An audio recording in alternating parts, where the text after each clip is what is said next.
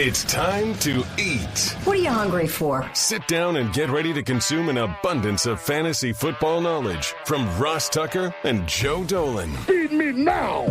I'm starving. On the Fantasy Feast Eatin' Podcast.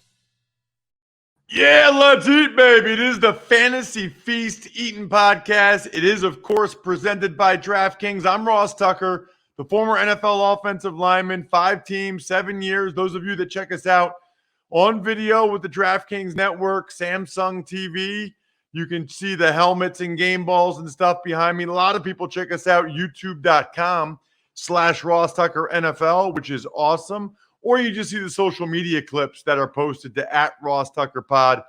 I often retweet them @Ross Tucker NFL. I got a bunch of different shows. Today is one of my favorite. First of all, because I love the Fantasy Feast.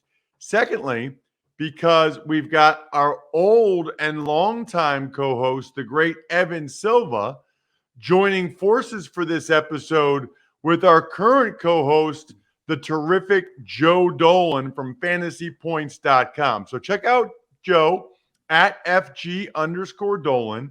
Evan, of course, is @Evan Silva, and he's killing it over at Establish the Run. I think we had Establish the Run guys on 3 straight weeks in the lead up to the NFL draft, talking about some of the NFL draft prop bets. We are going to get into some of the guys that Evan is higher on and lower on than their current ADP. But what prompted the appearance was Evan going to the Taylor Swift concert and calling me out on social in a good way for the experience. Evan, I'm guessing you weren't much of a Taylor Swift guy before this. Is that fair? I would say that your advocacy of Taylor Swift kind of and relentless advocacy opened my mind to the possibility that just going to the concert would change my mind. Well, I wouldn't say my mind needed to be changed because I just didn't really listen to Taylor Swift. I'm like a rap guy. I listen to Creedence Clearwater Revival when I'm driving around in my car, but I mean, my daughter, who, she matters more than me. She's 10 years old. She loves Taylor Swift. And so I was open to it. And I saw that Taylor Swift was coming to Chicago Friday, Saturday, and Sunday. The ticket prices were insane. I sent you some, Ross, that I was able to find on StubHub. And it was like an unbelievable amount of money. And I was like, this is never going to happen. But it came together that I was able to get floor seats 15 rows from the stage for free. It's a long story. I'm not going to tell it, but it was a miracle. And I was able to bring my daughter, and we had like the time of our lives. So it's funny, Joe, I don't know how you feel about this. Okay. I am at this stage of my life, and maybe I've always been this way as it relates to concerts. All I really want is to know as many of the songs as possible. Yes. So I can sing along to them. Like, that's what I'm into, right? Like, Yeah. I went to Ed Sheeran this past Saturday, which is another long story. And I knew like 3/4 of his songs and like them. What I have discovered is that if I've never heard the song before and don't know any of the words, it provides little to no value for my enjoyment. Like, that's when I should go to the bathroom or go get a beer. Joe? I was at a concert this past weekend where I knew all the songs. So, I Ed Sheeran, you could beat me over the head with one of his songs and I wouldn't know it. Taylor Swift is relatively ubiquitous. I've listened to her albums in passing, but it's hard to. I would know a good bit of the Taylor Swift songs. But I'm like you, Ross. Like, I like to know the music when I go to a show, but I also really like going to like smaller venues, and oftentimes the opening act at a show like that, I just won't know the music, and sometimes their sound will click with me, other times it won't. But yeah, I'm with you. The other advantage of knowing all the songs though, Ross, is knowing how long the song is. And if you know that that's one of the songs you don't necessarily love, then you know it's a good bathroom break song. Because And the other thing is, Evan, I would love to know your ratio of watching Taylor Swift versus watching your daughter, because I definitely just was looking at my daughters more than 50% of the time. Mm-hmm. It was their first concert, Mm-hmm. and seeing their eyes light up at all the different everything going on. And then they know like all the words to every song. And they're 11 and 9 now. So like they like dance and like they sing it with feeling, like we are never, ever, ever. Like it's just unbelievable. It's so cool. Well, it's funny that you guys were saying it, because in the lead up, when it became clear that like I was going to have a chance to actually go to this thing, I mean, I spent the entire morning and the entire day listening to Taylor Swift and getting familiarizing myself with her songs. I knew probably like 9 of them, but I mean, it's not like I had listened to them a lot. And so we just spent the entire morning and early afternoon listening to them and familiarizing, and so that I could be familiar with them. Blair had already known a good amount. See, you're a little different though, Ross. I mean, isn't Taylor Swift like from your hometown or something like that? She is, yes. Yeah. So you have a little bit of that bias, in a positive manner. My daughter probably doesn't know as much Taylor Swift as you, but absolutely. I mean, as I was trying to video like every song, my battery started to run out at one point, because the lady does 45 songs. I mean, she goes for 3 hours and a half. And I mean, she's an absolute workhorse. And this was night 3. So she'd already done that on Friday and Saturday. This was Sunday. I mean, she's a machine, man. And Just I mean, so you know, she crushing trains. it. She trains by doing the whole show on the treadmill. I mean, so that when she actually does the concert, it's easier. You know what else makes the concert easier? Drinking Labatt Blue Lights with your friends and family, living life to the power of we while you're at the concert. Always enjoy responsibly beer. Labatt USA, Buffalo, New York. Awesome. So glad that you had a great time, Evan. I actually sent your tweet to Taylor's dad.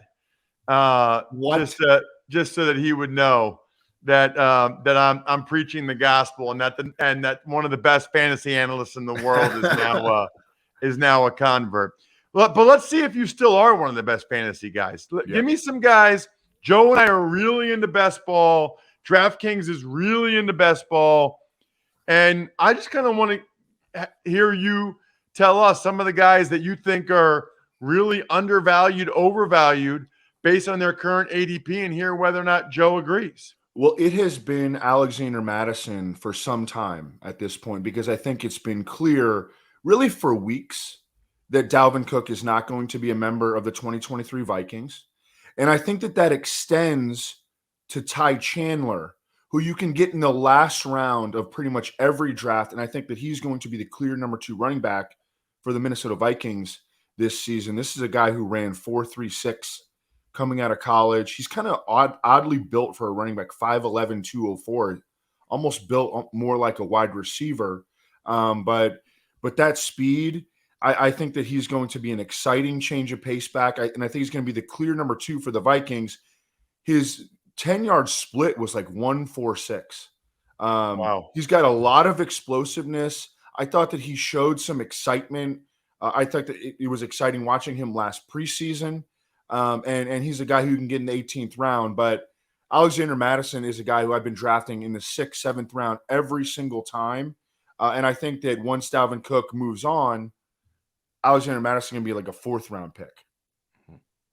Well, this is, Joe, one of those examples of us just being ahead of the people that don't pay attention as much in the offseason, right? Yeah, but so the thing is, though, the people playing best ball, especially on certain sites and certain apps, are really plugged in at this point. I'm actually surprised Madison hasn't risen more than he already has. Yeah. He and Cook are now kind of going back to back on a lot of places. And I mean, I think you can look at Alexander Madison's numbers when Dalvin Cook has missed over the last few years. The guy was a week winner. I mean, he was one of those guys who, if you're playing DFS that given week, we call them a free square. You plug them in, fade at your own risk because it's going to give you massive salary to spend elsewhere. And he usually came through. So we know what kind of offense Minnesota likes to run. Ross, what do we call the Minnesota Vikings? Narrow. They're Very narrow. narrow. They're a narrow fantasy team. They're not a team. They're not Stefanski. Dating back to Mike Zimmer, Stefanski. They don't draw up plays for the scrubs on their roster. They put the ball in the hands of the players who matter. Alexander Madison looks like he's going to matter. If Alexander Madison gets hurt, it's probably going to be Ty Chandler, as Evan alluded to. And if you're drafting somebody like Ty Chandler, 18th, 19th, 20th round of a best ball draft, all he needs is 1 week to pop in your lineup, and that investment is paid off. And if it comes to more than that, then you've acquired a league winner for basically nothing. I'm surprised Madison hasn't risen more than he already has. I wouldn't be shocked if by the end of the summer he's going in the top 15 running backs. The thing about Chandler is he's also going to be a play away from like being a league winner. Exactly. Like one play away. Evan, what about Dalvin Cook right now? Yeah, I mean, he's just a guy that, because there's so much uncertainty, we don't know where he's going to be playing in 2023. And so he's a guy that I haven't been willing to draft, really. I mean, he just always goes multiple rounds ahead of where I would be willing to take him. Just too much uncertainty for me right now. Joe? I think I'm not to just like join hands with Evan and jump up and down here, but I'm with him. Like Cook and Madison are often available at the same time, and I'm just taking Madison 10 times out of 10 there. That there's obviously a chance Dalvin Cook lands somewhere. You know, Miami has a lot of depth at running back, but Miami would fit his skill perfectly. But there's too much uncertainty right now for me to really be happy with Dalvin Cook. So the one thing I want to point out here, the guy has over 1,100 yards the last 4 years rushing, whatever he has total yards. And I think, how many years was he doing it with a torn labrum in his shoulder that he finally had operate on? Like, there's a chance Dalvin Cook's better. I mean, that shoulder's got to feel way better now that he got it fixed. He's been having shoulder problems since college, though. You know, I mean, I don't know. Is it fixed now? Like, right? Yeah, that's a fair point, Evan. Yeah. Fair point. Evan, our Edwin Porras at Fantasy Points is like, shoulders are just one of those things that just don't go away. They just don't. Like, and he had the operation. I wonder what Minnesota knows, but I mean, Dalvin Cook's been one of the highest end fantasy running backs for basically his entire career. I do think there is absolutely a pathway where he goes somewhere and he's once again putting up 1,400 yards from scrimmage. It's just hard to find that spot right now. Even a place like Miami, you know, they brought back Mostert. Jeff Wilson's still there. They drafted Devin Achane. So where will he get this theoretical role where he's getting 250 touches? It's hard to find. The best place to find it, in my mind, would be DraftKings Sportsbook app, because they're official sports betting partner of the NBA, and new customers can place a $5 bet during the NBA Finals, get $200 in bonus bets instantly. By the way, all customers, so those of you that already signed up, they got these stepped up same game parlays now. Combine 3 or more of your bets from any NBA Finals game and boost your NBA winnings with each leg you add up to 100%. So just download the DraftKings Sportsbook app now, sign up with code Ross. New customers can place that $5 bet and score $200 in bonus bets instantly, only at DraftKings Sportsbook with code Ross. Give me another one, Evan. Another player that I am. How about if I give you a player? I'm looking at my top 150 right now. Austin Eckler belongs higher than he has been going. He should be the RB2 overall. There was some uncertainty about where he might play because he had requested a trade theoretically, but I think the Chargers and him figured it out, giving him that extra $2 million in incentives.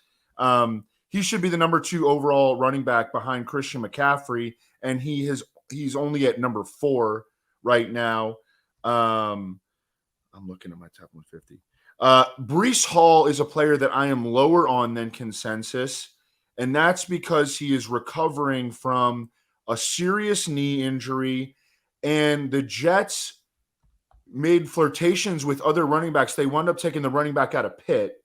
That's who they kind of settled for, but they made a run at Jamal Williams in free agency, and they were heavily connected to Jahmyr Gibbs in the draft. To me, that sends up a little bit of a red flag. I know most of the reports have been positive about Breece Hall's recovery, but I think that they may start him off slow. And I mean, for how early he's going, RB10, number 15 player overall. Wow. That's a little too aggressive for me. Yeah. Yeah, no chance. Plus, I think they're going to throw it more. Yeah. Joe, thoughts on Eckler and Breece Hall? Eckler's in a weird spot because on certain websites, you almost are drafting from behind the 8 ball if you draft a running back early, quite frankly. And I think that's been kind of pushing Eckler down the board a little bit.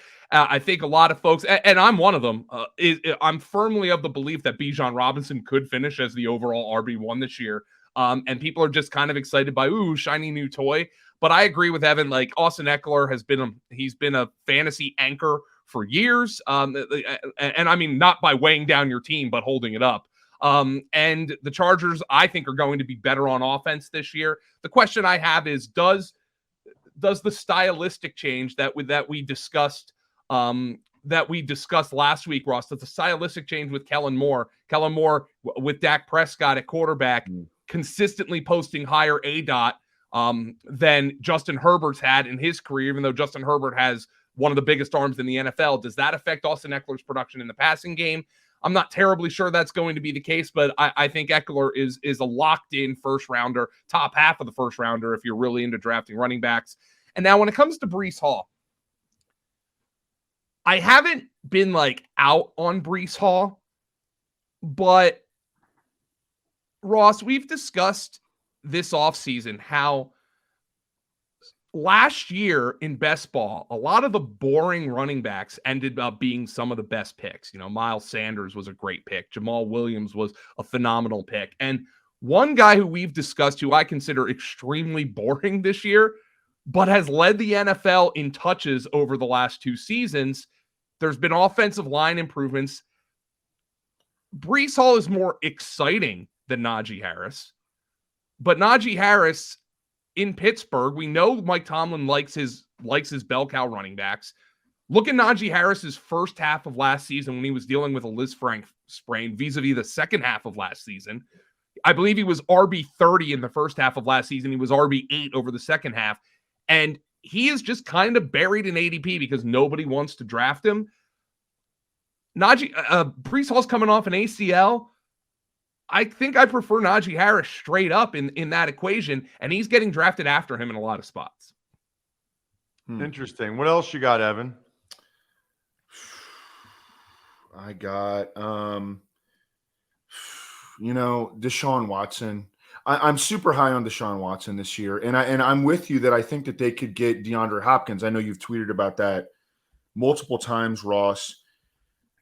Amari Cooper, David Njoku, Donovan Peoples-Jones, Elijah Moore, DeAndre Hopkins, Harrison Bryant. I like the way that their offensive line is coming together.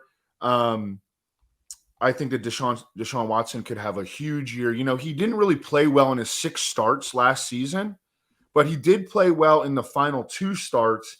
And I think with a full offseason under his belt, he's not the easiest guy to root for, okay? Yeah. But I think he's going to have a big season in fantasy. I think the Browns are going to be really good. I don't think that the MVP voters would vote for him, but I think that he could have an MVP kind of caliber season in his first full season with the Browns. Couple thoughts on that real quick. Number one, he was like a top 5 quarterback the last full season he played in 2020. That's a couple years ago now. 2021 he sits out. Last year he's suspended. It's hard to think he dropped off that much. He's still a young man.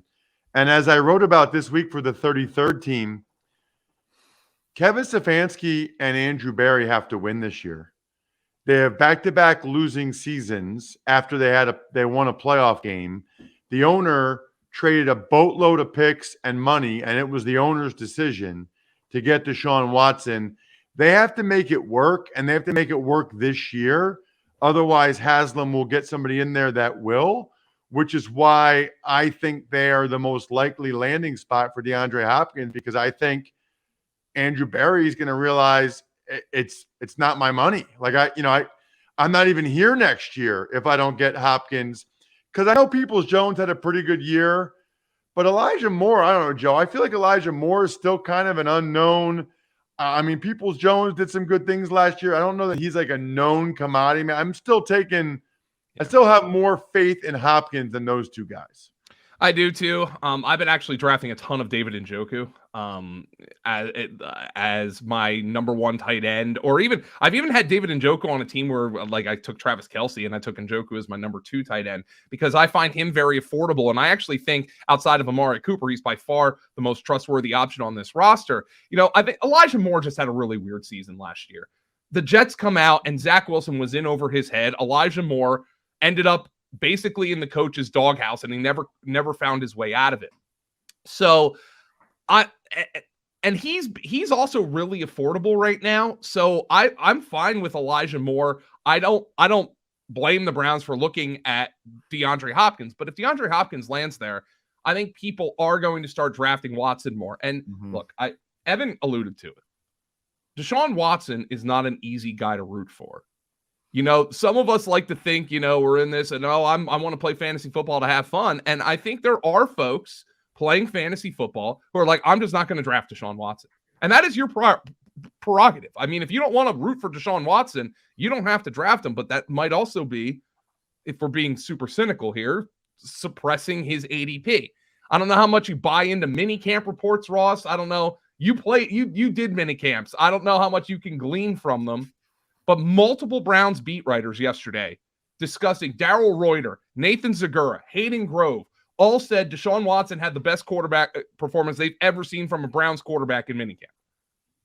Take that for what it's worth, but that's multiple people saying it. DeShaun Watson was very clearly rusty last year. He did not play well for the majority of his season. He obviously is not the most fun guy to have on your fantasy roster, given the mounds of allegations against him. But all this stuff is adding up to, if you want to be cynical, a potential value in fantasy football. Evan, last thing we got for you. I got about a minute here. It's interesting. Back in the day, like it felt like the first 5 picks would all be running backs, at least. Nope. And that has changed now. Can you just kind of explain that? Well, I think that more people are playing points per reception. So more people are playing PPR. I would say that the injury rate at running back is just so high. We're talking about Christian McCaffrey right now. If you had to take a running back at 1.01, it would be him, but he has a lengthy injury history. I think that it's probably comes down to those 2 factors. I don't know. What do you think about that, Joe? I think the injury history. I also think that in best ball sites and a lot of best ball drafts, people are just reacting to the room. If you're drafting running backs early right now, the best ball drafts are wide receiver drunk. Okay. Yeah. And I think part of that is because of what Evan said, lengthy injury history. There's these wide receivers like Chase and Jefferson who are almost a lock to get 170 targets a year. But then also people are just realizing running backs are getting pushed down the board. So, okay, then I'm just going to take my running backs later. There's some really good ones. Somebody with Najee Harris's profile, just to get back to Najee Harris, someone with his profile even 3 years ago is not making it out of the second round. You can get him in the 4th round in best ball drafts right now. It's just a changing of how people are valuing the wide receiver position and how they're valuing the running back position and how they're using risk assessment. So it's just a changing of the C's, Ross. And in best ball, you need at least 6 wide receivers, right? Probably 7, and more often than not 8. And there's a certain point in the draft where the wide receivers just fall off a cliff. And you don't want to. It's not fun. You don't want that cliff drop to happen, and you've only got 3 wide receivers. Like, you need freaking 5 when the cliff drop happens. And so, yeah, I think that that's contributing to it as well. Check him out on social media at Evan Silva. He's at FG_Dolan. I'm at Ross Tucker NFL. I'm stuffed. We're done.